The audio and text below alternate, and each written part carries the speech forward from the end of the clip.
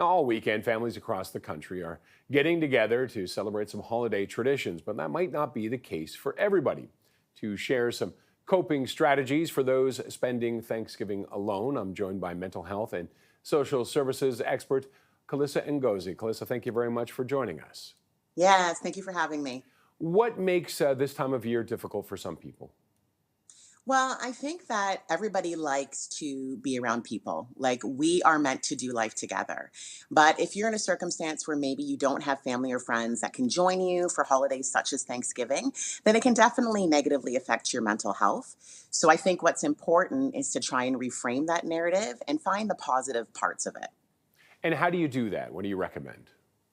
Well, I think that, like I said, we're not meant to do life alone. So finding social groups that are maybe doing things like Friendsgiving. If you're by yourself, if you don't have access to community events, then maybe it's doing your own sort of tradition. So whether it's living in gratitude, starting journaling, maybe preparing a meal for yourself solo. But I think that definitely just making sure that you know that it's okay that you're alone on Thanksgiving. There are ways that you can cope, but you have to embrace it as well. And what for I mean, it's difficult, especially in big cities like Toronto. You, Mm. often your family is elsewhere. Are there ways you can connect? I mean, we have ways to connect without actually seeing each other in person. Does that help?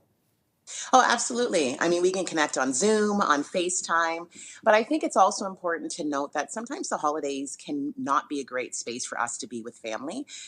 There's a societal expectation that we always need to get together, but it might be a toxic situation. So I think it's important to note that it's okay to protect your peace, and maybe hanging out with family isn't such a great idea for you, but hopefully you can expand your circle to friends or coworkers, and other people that share that same sentiment. And these tips we can go through. It's not just the holidays. I mean, we're getting into the time of year when we're losing daylight. It's dark. We're not getting out as much, not seeing friends. These tips can carry through. Oh, absolutely. I mean, we have daylight savings coming up in a couple of weeks. And like you said, it's starting to get dark early. So people can definitely suffer with depressive moods, anxiety, depression, all of those types of things. So getting out there and trying to make connections can definitely help with improving your mood. And what can friends and family do? What should you be looking for when you know someone's going to be alone? Well, I think reaching out is the first step and asking, like, hey, I have an extra seat at the table. Like, do you want to come and join us? There's are some people that will accept that with gratitude, and other people actually prefer to be alone. And I think that we need to understand that, accept it, and also respect it.